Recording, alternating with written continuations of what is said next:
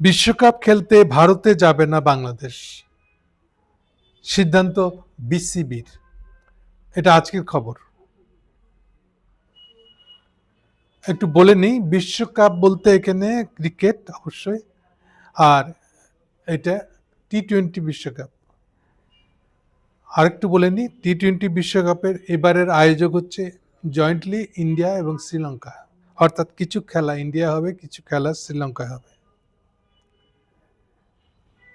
বাংলাদেশ সিদ্ধান্ত নিয়েছে যে তারা যেসব খেলাগুলো তাদের ইন্ডিয়াতে পড়েছে সেসব খেলায় তারা ইন্ডিয়ায় গিয়ে খেলবে না। অলরেডি এটা নিয়ে তারা রিকোয়েস্ট করেছে ইন্টারন্যাশনাল ক্রিকেট বডি যেটা আছে আইসিসি কাছে, তারা তাদের মনোভাব আজকে জানিয়েছে। এখন আসি ব্যাকগ্রাউন্ডে, কেন এরকমটা হলো, সিদ্ধান্ত কেন এরকম নিল। এরকম সিদ্ধান্ত নেওয়ার পিছনে প্রধান কারণ হলো, গতকালকে আপনারা জানেন যে আমাদের বোলার মুস্তাফিজকে তারা ইন্ডিয়ায় তাদের তাদের যে ক্লাবের, বিভিন্ন রাজ্যের ক্লাবেরগুলোর মধ্যে একটা প্রতিযোগিতা হয়, সেই প্রতিযোগিতায় তারা বাইরের প্লেয়ারও ভাড়া করে নিতে পারে। সেই হিসেবে কলকাতার ক্লাবটা, যার মালিক আবার শাহরুখ খান, তারা মুস্তাফিজকে লিলামে কিনছিল। সেই হিসেবে মুস্তাফিজ ওখানে যাওয়ার জন্য যে পারমিশন পাইছিল বাংলাদেশ ক্রিকেট কন্ট্রোল বোর্ডের কাছ থেকে, সেই অনুযায়ী সে সেখানে খেলবো বলে চুক্তিবদ্ধ হয়েছিল। তাদের আভ্যন্তরীণ ক্লাবের খেলাগুলোর মধ্যে আমাদের মুস্তাফিজকে তারা লিলামের প্লেয়ারদের দাম উঠেছিল, সেখানে তারা মুস্তাফিজকে কারাকারি করে নিয়ে গেছে। ফাইনালি সে কে বলে, এটা এই ক্লাবটার নাম, কলকাতার ক্লাবটা, সেই ক্লাব তাকে লিলামে কিনছে, ফলে তার সাথে তারিখ খেলার কথা। সাডেনলি মোদী সরকার, তার আসন্ন নির্বাচন অনেকগুলা, সেইটাকে কেন্দ্র করে বাংলাদেশ বিরোধী স্লোগান তুলে তারা একটা নতুন প্রোগ্রাম চালু করছে আজকাল, যেটা সারা বছর চালা যেতে পারবে। সেটা হলো যে হোল ইন্ডিয়াতে, বিশেষ করে বস্তি, কম পয়সার লোকেরা যেখানে বাস করে, কম আয়ের লোকেরা, তাদের সেখানে গিয়ে হামলা দিচ্ছে। আর মুসলমান মাত্রই ধরে বলতেছে তুই বাংলাদেশি। সে উর্দু বলতেছে বা হিন্দি বলতেছে, কোনো কিছু কেয়ার করে না। রাজ্যটা মধ্যপ্রদেশ না বোম্বাই না কি, কিছু খেয়াল করছে না।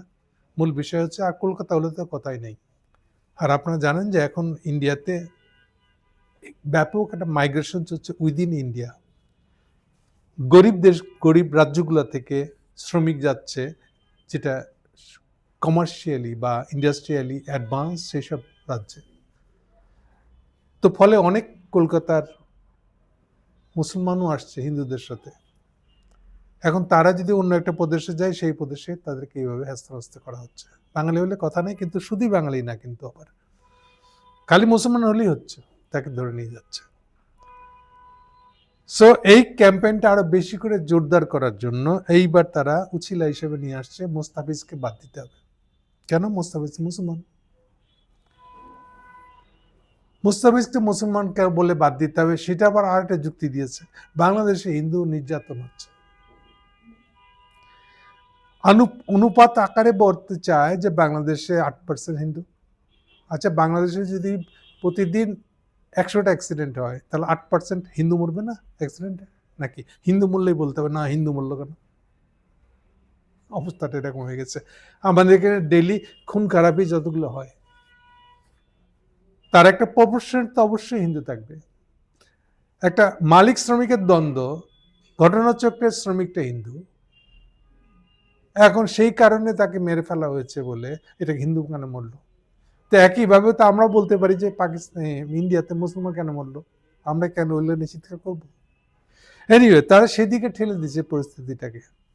দেওয়ার পরে তাদের ক্রিকেট কন্ট্রোল বোর্ড যেটা, সেইটার নির্দেশ দিয়ে তারা কে ফোর্স করেছে তারা যেন মুস্তাফিজকে রিলিজ করে দেয়, মানে দেশে ফেরত যেতে বলে। এই ঘটনাটা গতকালকের। এই ঘটনাটা দিয়ে দুটো স্পেসিফিক জিনিস হচ্ছে। একটা হচ্ছে যে তার মানে ক্রিকেট আর ক্রিকেট থাকে নাই, ক্রিকেটটাকে তাদের পলিটিক্সের পার্ট বানাইছে। এই যদি অবস্থা হয় যে কেন বাংলাদেশে একটা হিন্দু মরছে সেই জন্য মুস্তাফিজকে বের করে দিতে হবে, তো তাহলে একইভাবে বাংলাদেশে যা কিছু ঘটবে, বা ইন্ডিয়াতে যদি একটা মুসলমান মরে তাহলে বাংলাদেশে একইভাবে বাংলাদেশের হিন্দুদেরকে কি বের করে দেবে? সে এই ধরনের একটা প্রতিযোগিতা দিকে ঠেলে দিচ্ছে পরিস্থিতি। ফলে এটার প্রতিক্রিয়ায় আজকে আমাদের পিসিবি মানে আমাদের ক্রিকেট কন্ট্রোল বোর্ড তার সিদ্ধান্ত হলো যে তারা এই খেলাতে টি-20 ওয়ার্ল্ড কাপ খেলাতে তারা ইন্ডিয়াতে যতগুলো ভেন্যু পড়ছে যেখানে খেলা হওয়ার কথা সেসব জায়গায় তারা পার্টিসিপেট করবে না, তারা নতুন ভেন্যুর জন্য আবেদন করবে। আবেদন আজকে বোধহয় করে ফেলছে। মূল সেটা হলো এইটা আসলে আজকের। কিন্তু সেইটাকে আবার কেন্দ্র করে কি করে সিদ্ধান্তটা নিল সেটার রং ঢঙ্গুলা যদি দেখি আমরা, এটা ভয়ানক একটা অবস্থা। প্রথম আলো রিপোর্ট করছে টি-20 বিশ্বকাপে খেলতে ভারতে না যাওয়ার সিদ্ধান্ত নিয়েছে বিসিবি। আজ দুপুরে বোর্ডের 17 জন পরিচালককে নিয়ে হওয়া সভায় এই সিদ্ধান্ত নেওয়া হয়েছে। ঠিক আছে, এটা ফ্যাক্টসটা রিপোর্টিং হলো, কিন্তু পরের বাক্য দেখেন, বিসিবির পরিচালকদের বেশিরভাগই কঠোর পদক্ষেপ না নেওয়ার পরামর্শ দিয়েছিলেন। প্রথম নিজে লিখতেছে, তবে সরকারের মনোভাব জানার পরে সিদ্ধান্ত বদলেছেন তারা। প্রথম প্রশ্ন হলো, বিসিবি কি এরকম সিদ্ধান্ত নিয়ে নিছিল? যদি না নিয়ে যায় তাহলে প্রথম আলোর এই ইনফরমেশনের ভিত্তি কি? তাদের মনের কথা, পরিচালকদের মনের কথা কি প্রথম আলোকে কানে কানে বলে দিয়ে গেছিল? যখন সিদ্ধান্ত হয়েছে সেই সিদ্ধান্তটাই তো ফর্মাল সিদ্ধান্ত। এর আগে কে কি ভাবতো, কি ভাবছিল? এই কান কথা, গুজবের কথা দিয়ে একটা বাক্য লিখে দিলেন যে আপনারা মানে কি ইন্ডিয়াকে সেভ করতে হবে, ইন্ডিয়া মুস্তাফিজকে বের করে দিচ্ছে, এটাকে নিচাত ভাবে দেখাতে হবে। এর কেন? ইন্ডিয়ান দালালি? প্রথম আলো কি চাচ্ছে যে পরিস্থিতি আরেকবার প্রথম আলো পুরানোর দিকে যাক, নাকি এবার রেট বাড়াই দিচ্ছে ওরা? এই ধরনের রিপোর্ট করলে আরো বেশি করে টাকা দিচ্ছে, এই জন্য টাকার লোভে হুঁশ জ্ঞান নাই আপনাদের। এই কথাটা আপনি কেমন করে লিখলেন? সোর্স কি? সোর্স বলেন। কোন রিপোর্ট লিখতে গেলে যে একটা সোর্স লাগে, আপনি তো সেই সাংবাদিকতা তো ভুলেই গেছেন। আপনারা ক্যাম্পেইন নিয়ে যারা হয়েছেন এখানে, ইন্ডিয়ার পক্ষে একটা ক্যাম্পেইন করলে তারা আপনাদেরকে গোছা গোছা টাকা দেয়। সেই জন্য এই ইনফরমেশনটার ভিত্তি কি আপনার কাছে? চ্যালেঞ্জ করুন, দেখান কোন লোকের কাছ থেকে শুনছেন আপনি, কোন পরিচালক আপনাকে এই নিউজ দিছে? এই গুজবগুলো ছড়ায় আপনার টাকা কামাইতে যাচ্ছেন। আমাদের পূর্বে না থাকা আর কি হবে? এবার তো বেঁচে গেছে, একে তাকে ধরে নিয়ে এসে, পুরানোটা খুব খারাপ, মব খুব খারাপ কাজ করছে। তো মব তো তৈরি করেছেন আপনি, আপনারা যা করতেছেন তাতে তো মব হবেই। কারণ ইনুস সাহেব আপনাদেরকে কিছু বলবে না সরাসরি। মব মানেই হলো যখন সরকার আইনি পদক্ষেপটা না নেয়, তখন পাবলিক নিরুপায় হয়ে তো পাবলিক নিজের হাতে আইন তুলে নেয়, ওটাকে আপনারা মব বলে চালাইতেছেন। তাহলে এই যে খবরটা আপনি দিয়ে দিলেন তাদের মুস্তাফিজকে ভাগায় দেওয়ার কাজটাকে লঘু করে দেখার জন্য, এটিকে মনে করেন যে কেউ বুঝে নাই? এই ধান্দালিগুলা কতদিন চালাবেন আপনারা? আপনারা নিজেদের পত্রিকার সম্পত্তি কিছু ঠেকাইতে পারবেন না। এই প্রেডিকশন দিয়ে রাখলাম আমি আপনাদেরকে। না, আমি কোনো হুমকি দিই নাই, এটা প্রেডিকশন। আপনারা নিজের কপাল এইভাবে লিখতেছেন, এর পরিণতিতে আপনাদের কপাল পড়বে। এটা যত তাড়াতাড়ি বুঝবেন ততই ভালো, কিন্তু বুঝার সময় পাবেন কিনা আমি জানি না। কারণ আপনাদের মনে হচ্ছে যে আপনাদেরকে যে ভাতা দেয় ইন্ডিয়া, সেই ভাতার পরিমাণ বাড়াই দিচ্ছে আরো। কারণ ইন্ডিয়ার জন্য আগামী ইলেকশনটা একটা মারাত্মক ইস্যু তাদের কাছে। তারা যে কত রকমের পরিকল্পনা আটতেছে তার অংশ হয়ে গেছেন আপনারা, সেই জন্য আপনারা এই কাণ্ড করছেন। আর ইউনিট সরকারকে বলে রাখি, আপনার এই যে উপদেষ্টারা, আপনি এবং আপনার উপদেষ্টা মেতে উঠেছেন, ইলেকশনের পরে আপনাদের কি হবে? যদি ইলেকশনটা হয়। সেই জন্য আপনারা এবার হুম্বিতম্বি দেখাচ্ছেন। এই যে দেখেন এখানে এই বিষয়টা নিয়ে কথা বলতে আসছে এখনকার না তথ্যমন্ত্রী রেজওয়ানা, উনি এসে বলতেছেন আসিফ নজরুল বলছে তাই উনি এটা নিয়ে ভাবতেছেন। কেন আসিফ নজরুল প্রীতি কেন? আসিফ নজরুল কি প্রধান উপদেষ্টা? আসিফ নজরুল সিম্পলি আপনার কলিগ, এর বেশি কিছু না। আপনি এমন ভাবে আসিফ নজরুলকে হিরো বানাইতে চাচ্ছেন যেন সে হলো আপনার একটা বস। আপনার ইন্টারনালি কি আলাপ হয়েছে এটা আমাদের শোনার দরকার কি? আপনি বাংলাদেশে সম্প্রচার বন্ধ করবেন কিন্তু সেটা আপনার নিজের খুঁজে দেখার কথা। আপনি কাদের নিয়ে ওখানে বসছিলেন? আবার যাদের নিয়ে বসছিলেন তারা প্রশ্ন করতেছে আওয়ামী লীগকে কেন ইলেকশন করতে দেওয়া হবে না?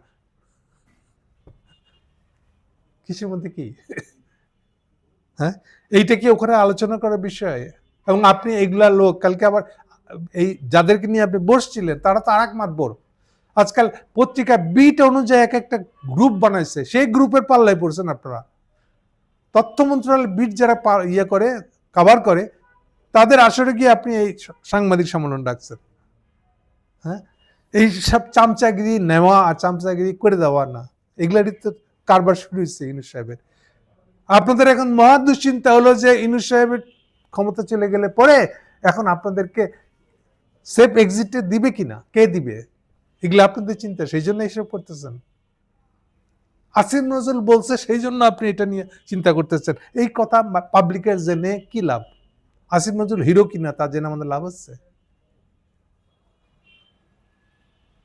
কি বলবো আপনাদেরকে? আপনারা মনে করতেছেন আপনারা বিশাল একটা কেউ কেটা কৃষকটা হয়ে গেছে। যখন পাবলিকের হাতে মাইরটা খাবেন তখন কি হুঁশ আসবে আপনার? ওই জন্য ওয়েট করছেন? এক খেলাকে কেন্দ্র করে দেখেন আপনাদের প্রত্যেকের কাপড় জামা খুলে গেছে, কেউ বাদ নাই আর কি। আসলে কে যে কার কতটা দালালি করবে তার ঠিক নেই। এবং এই দিয়েতে এই কথাটা পরিষ্কার হচ্ছে যে আসলে আপনারা একটা ভোট নির্বাচন হতে দিবেন না, তো আসলে নির্বাচনটাকে অ্যারেঞ্জ নির্বাচন বানাবেন। একটা গোপন আলোচনা করতেছেন বিএনপি জামাত সবাইকে নিয়ে ভাগ বটরা করে একটা ইলেকশনের সিট দিবেন। সেইটাতে দেখাচ্ছেন যে সেখানে আসিফ নজরুল বিশাল একটা কুতুব, সেই জন্য আসিফ নজরুলকে আগেই আপনি পাবলিকলি সালাম দেওয়া শুরু করছেন আপনার ভাগ্য গুছানোর জন্য, আপনার সেফ এক্সিট নেওয়ার জন্য। হ্যাঁ, এইভাবে নিজেদেরকে ন্যাংটা করতেছেন কেন? আপনারা কি মনে করেন আপনার গোপনে এইসব যা কিছু করেন পাবলিক জানতে পারবে না? জানতে পারে না এরকম? কি বলবো আর, দেখেন সময় থাকতে যদি ভালো হয়ে যেতে পারেন। Thank you.